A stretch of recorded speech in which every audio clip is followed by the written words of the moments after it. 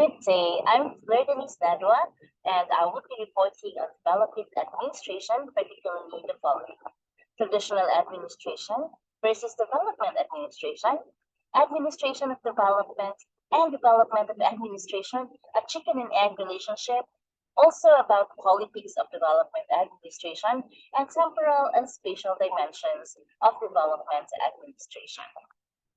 Let's move first into the traditional administration versus development administration. Let us start with the difference between the two. Since World War II, the functions of government have increased in size and number.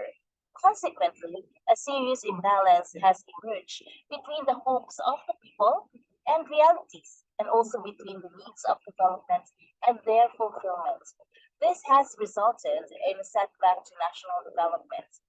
In order to carry out the growing functions of government, the administrative system, which until recently had only been looking after the general and regulatory administration, the needs to be developed, adapted, or expanded, apparently this involves not only expansion, improvement, or even basic reorganization of the administrative system, but also enhancement of the capabilities of administrators to orient them to the task of national development.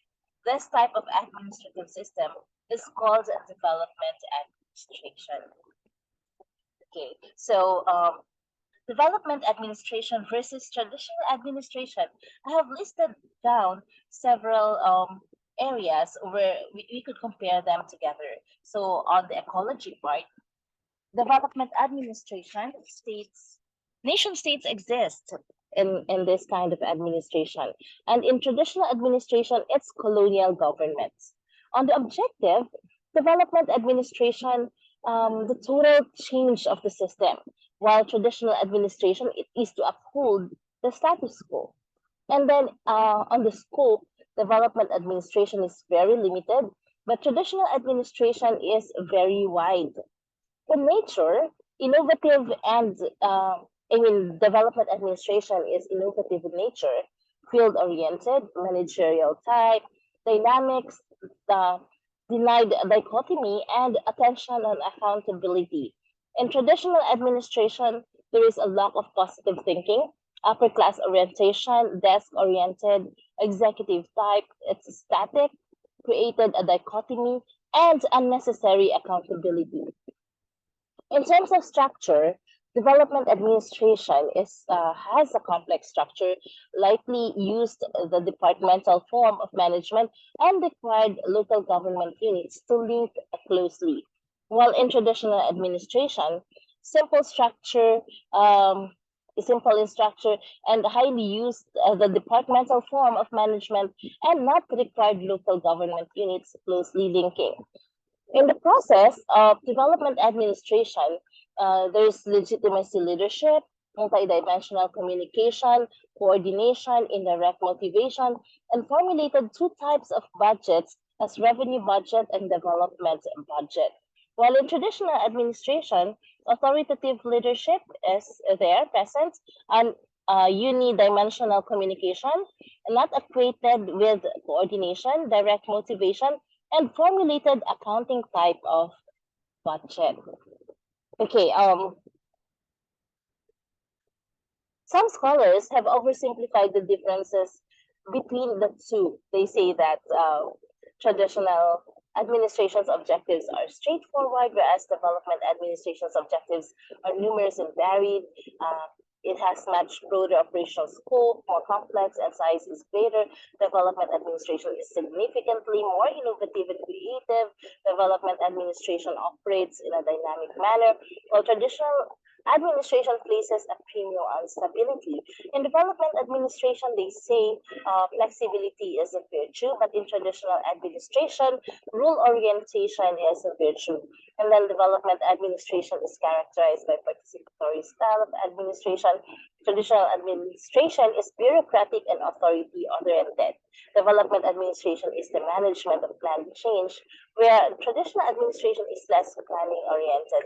However, I have read some papers that some scholars over time we have noted that putting a division between development and traditional administrations is at best oversimplifying. There has also been significant changes in traditional administration in the in the sense that they have been embracing modernization. Thus, when viewed objectively, they say the distinctions between development and traditional administrations become apparent as differences in degree rather than in time. Moving on, let's go to administration of development and development of administration. This is a chicken and egg relationship. There's a chicken and egg relationship between the two. Um, for administration, for administration, development administration has two main functions. One relates to realizing development goals and objectives, and second is to improving and enhancing capabilities of those involved in development goals and objectives. So, in development of administration, this one is to develop the administrators. It involves strengthening and improving administrative capabilities as a means for achieving development goals. It has measures to increase the administrative capabilities. So we have to develop those who are in the administration. And then the other one is administration of development. Administration of development is for development administration to act as an instrument in the implementation of development programs, projects, and policies. And this may involve raising the standards of education, transforming social systems, improving public health, raising national income, stabilizing political systems, and more. And administration as a mechanism of national development. So according to Fred W. Reeves, the reciprocal relatedness of these two sides involves chicken and egg type of causation, and administration cannot normally be improved very much without changes in the environment constraints, which is the infrastructure, that hamper its effectiveness. And the environment itself cannot be changed unless the administration of developmental programs is strengthened. So it goes two ways. You have to improve the other to be able to good in the other. Okay. So let's move on now to the politics of development administration. Administrative development gave power to bureaucratic organization as the main instrument for program implementation. So bureaucracy is an important instrument for implementation of policies. However, the important role of political parties, interest groups, legislature, judiciary, and electorates in a state's development cannot also be ignored. So Fred W. Reeves said that for the effective making of any modern government, there should be a balance of power between bureaucracy and political representatives, or between politics and administrations. Okay, so Edrigs again has maintained that there are two kinds of politics. These are the balanced politics, where the political system and the bureaucracy enjoy almost equal power in decision making. And there's also the unbalanced politics, where this again has two types. Okay, so unbalanced politics, those dominated by the political system and those dominated by the bureaucratic system. The former are called party-run politics, and the latter bureaucratic politics. So balanced politics are most suited for promoting development administration. So must better and balanced politics in promoting development administration. So in unbalanced politics, the balance of power is missing. So there's either it's these are the politicians or the bureaucracy that leads the system. Okay, so moving on, we'll now discuss temporal and spatial dimensions of development administration.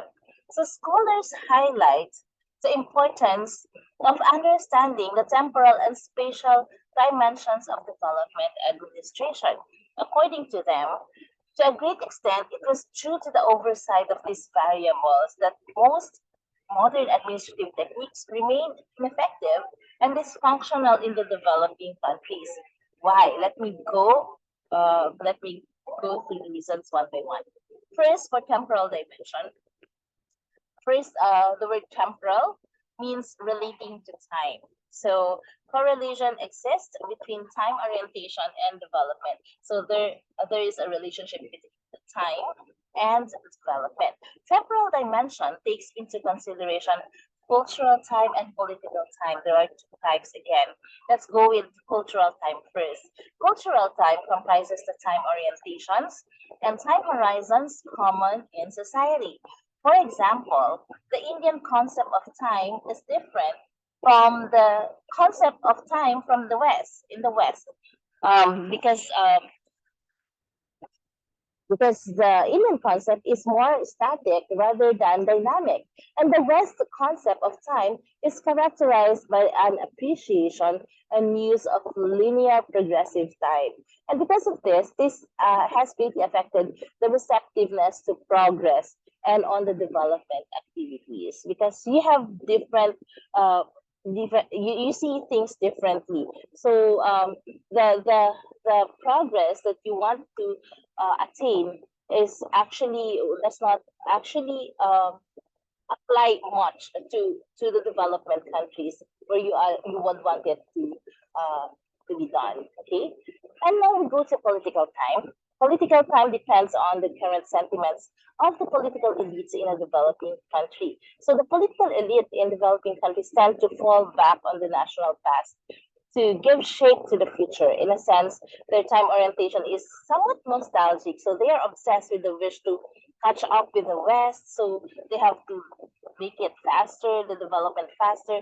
And there is no attempt to attune development goals to to social realities. Thus, the failure sometimes of development administration. Okay, so let's go to spatial dimension. When you say special, it is relating to or occupying space. So it's about area, about your land. Okay. So government, economic development, culture, and nationality are closely interwoven spatially, and the suitable spatial strategy needs to be worked out for the achievement of the twin goals of nation building and social economic progress in the developing countries. So strategies are peculiar products of individual nations, and each nation must tailor out its strategy in keeping with the combination of its spatial variables. So in making the strategies, the spatial variables, the area, the land, the uh, should be kept in mind when you are doing strategies, preparing strategies. And the masses, for example, the masses and development elites do not employ the same spatial metaphors for objectification because in many cases the masses life space actually does not extend beyond their village, okay? Unlike that of the development elites, where they see things on a bigger perspective, on a bigger area. So this alone can actually affect the administration of the development administration. So that's why in making strategies, spatial dimension should also be given um, attention. So this is the end of my presentation, and I hope that you were able to learn from it. And thank you very much for your attention.